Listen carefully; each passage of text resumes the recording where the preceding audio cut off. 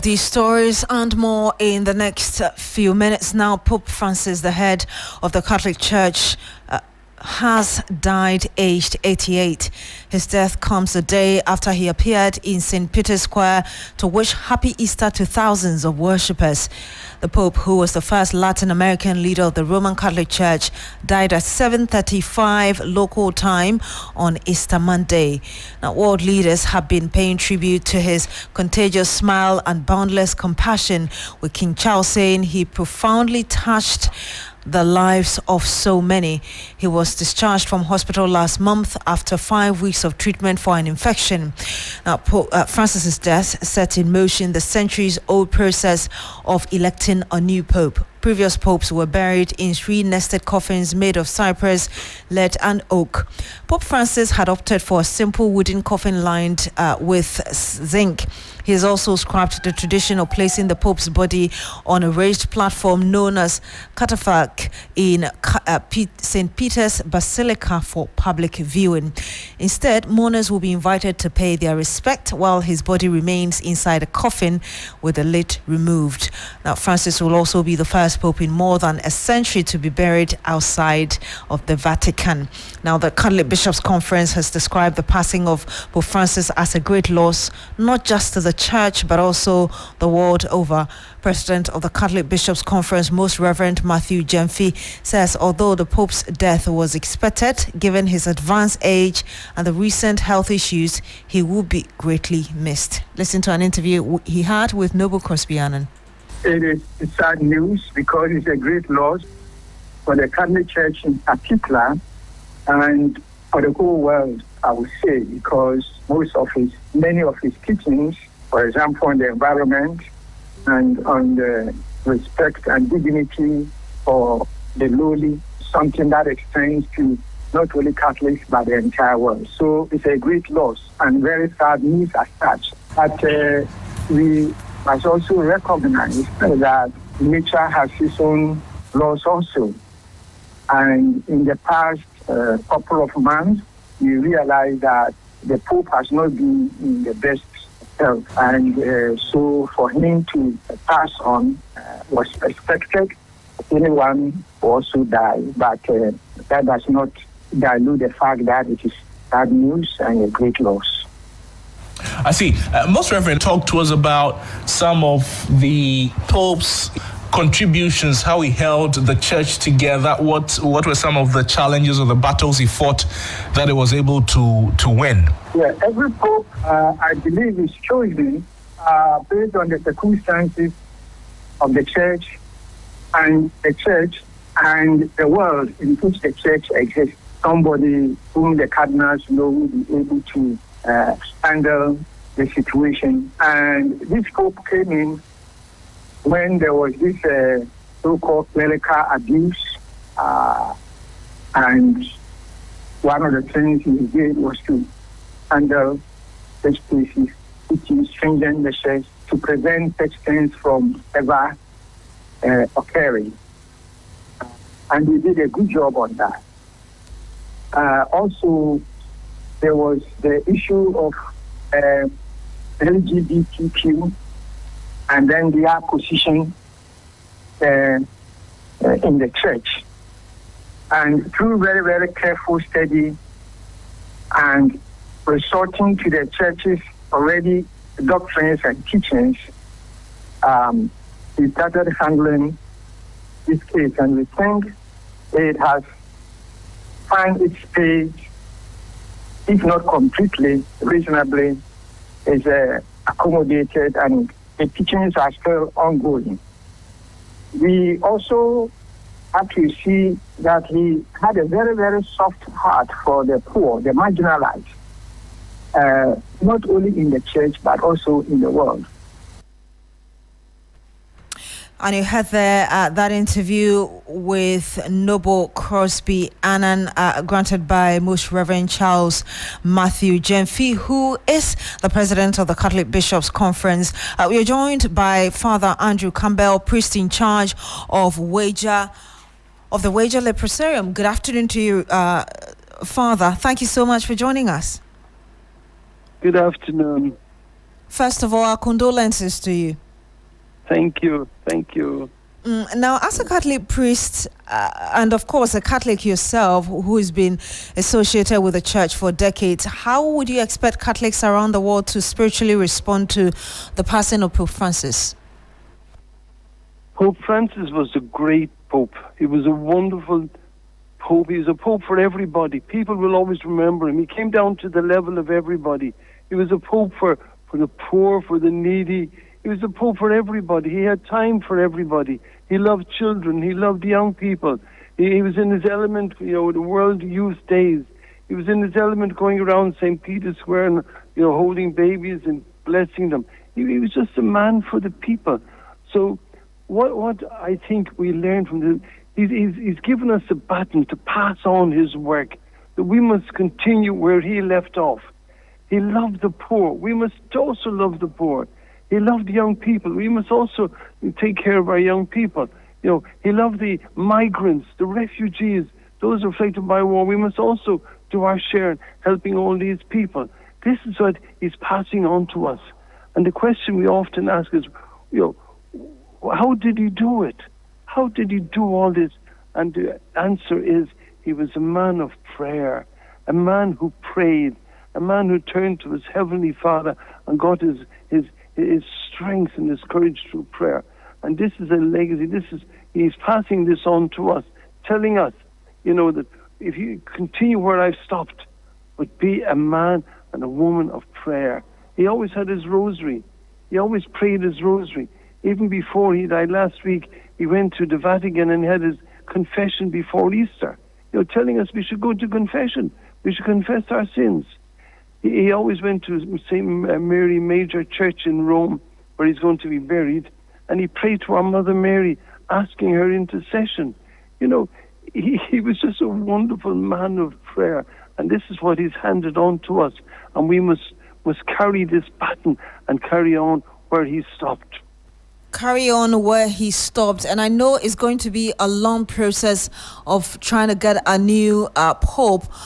From where you sit, what are your own expectations? I pray that whoever will be elected will continue where Pope Francis stopped. That's my prayer, that we'll continue, where he stopped, because I met Pope Francis last year. I had a private audience with him. And he was wonderful. He was just down to earth.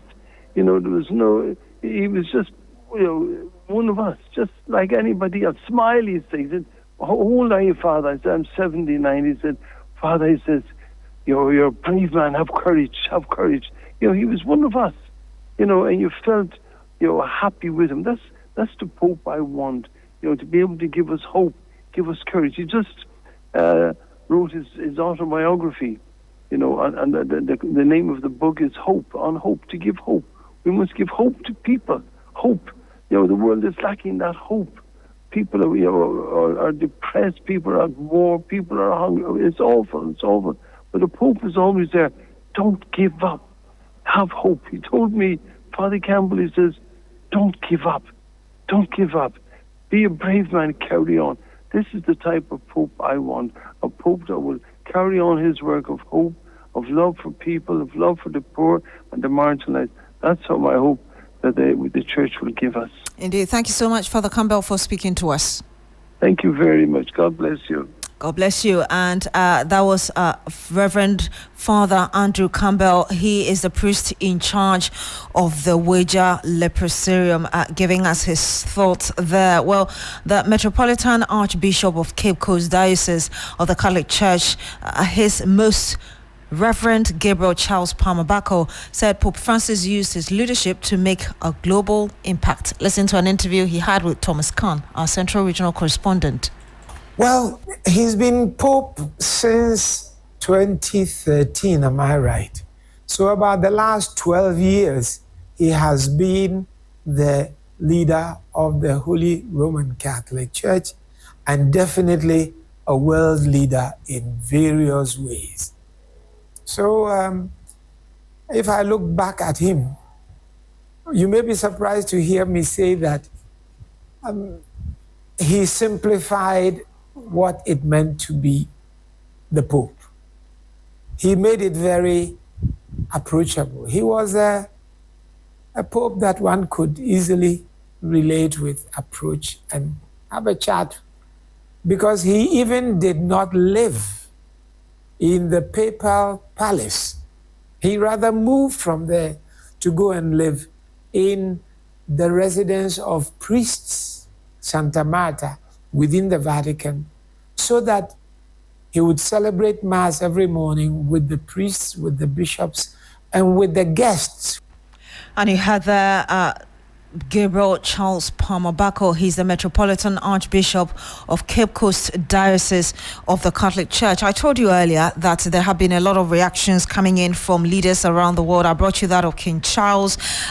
President John Mahama also tweeted some minutes ago. He said, "The world woke up to the sad news of Pope Francis's passing.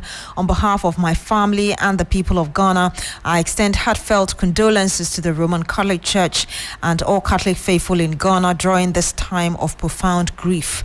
I fondly remember visiting the Vatican with my wife, Lodina, where we had the distinct honor of meeting Pope Francis. His legacy of compassion, humility, and commitment to social justice will continue to inspire generations. His leadership and advocacy for the poor and marginalized resonate deeply.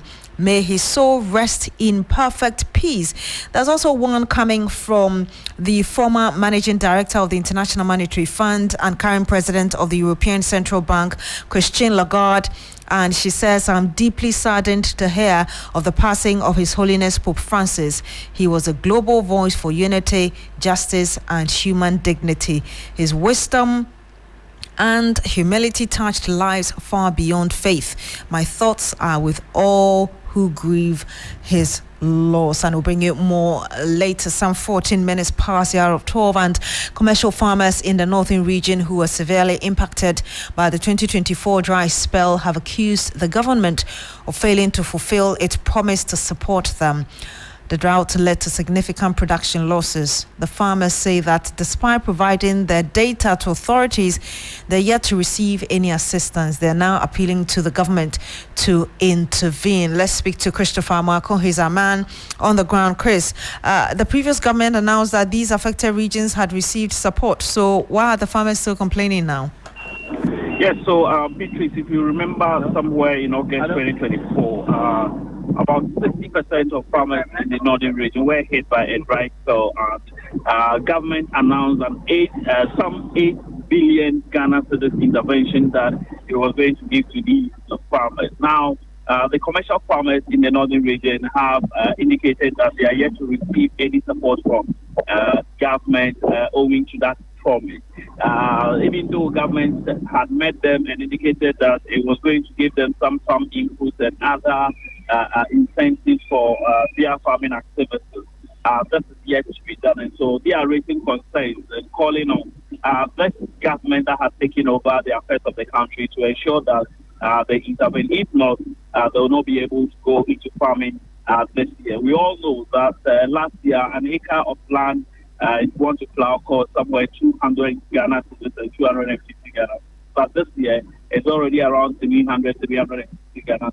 So these farmers are saying that if nothing is done, they will not be able to go into farming. And Beatrice, you know that these commercial farmers do a lot of acreages of farms. And so if they don't receive that intervention, it will definitely affect production this year. Let's take a listen to what they've been saying. Unfortunately, we've not received any support. Actually, we heard of it even before the election. We were told after the dry spell, we were called as farmers, sit with us. They asked us our problems. We gave them even with videos to actually testify, as saying whether what we're telling them is true or not. But they gave us a whole lot of promises. We were even told they were going to give us fertilizer, seeds, and then chemicals. Generally, we call them inputs, to go back to farming. And we've heard nothing from them. Later on, we learned they brought in rice to give to farmers, even though we didn't get that. And that did not even move me. because we are serious commercial farmers. Imagine me having my own acres that I do on my own, over 500. And I have smallholder farmers, about 700 plus, that I work with. I also support them to do the farming. And this year, all of those, like the last farming season, those that I supported, they did the cultivation and the dry spot it. Even my own farms, the same thing happened. So, in fact, it's a pathetic situation. This year, as I'm telling you, we did not get any support at all. It means that we can't go back to farm. And you heard some farmers there, but let's conclude the conversation with Christopher Amako. Chris, indeed, what we're hearing is that over 60% of farmers in the northern region were affected by this dry spell. And we've actually heard the regional director of the Food and Agric Ministry reporting about 70% decline in production. Just paint a picture for us how bad these figures look like on the ground. Yes, Beatrice, it is really bad because, like I said, 70% of the farm produce that used to come from the north have been lost to the dry spell last year. And so it is really, really biting hard on the farmers. They were unable to get good production so that it will, as it were, support them to go into farming this year. And so the farming season is just beginning, and farmers are looking forward to getting these supports from government so that they can go into serious business. Now, if you come to some parts of the northern region, even though the rains have started coming in, farmers don't have money to hire tractor services to plow their land so that they can plant. Now, one critical aspect of this farming season has to do with seed. You know that last year, majority of them lost their farm to the dry spell, and so they didn't get seed for this year. And so they will need government intervention when it comes to seed so that they can plant and also look forward to getting some good rain for this year. Beatrice.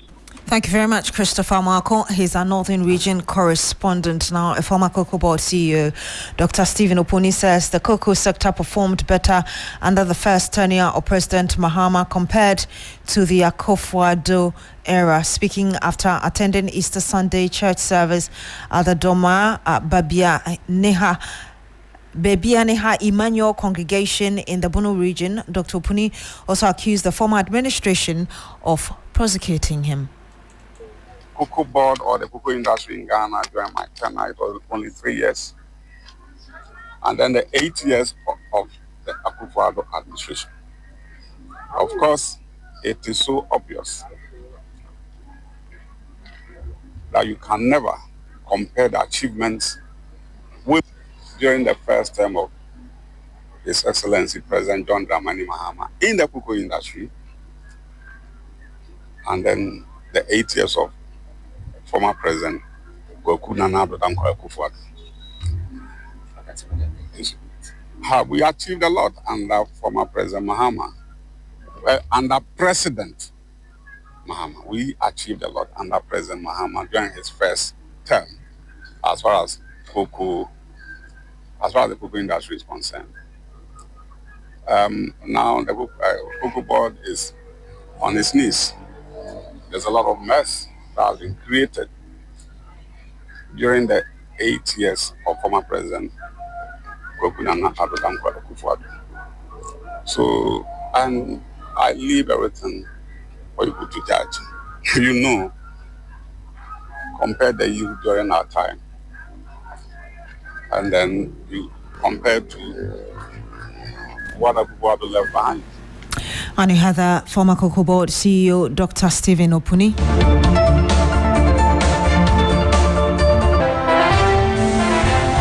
Log on to 3news.com for more news. My name is Beatrice Adu. Have a good afternoon.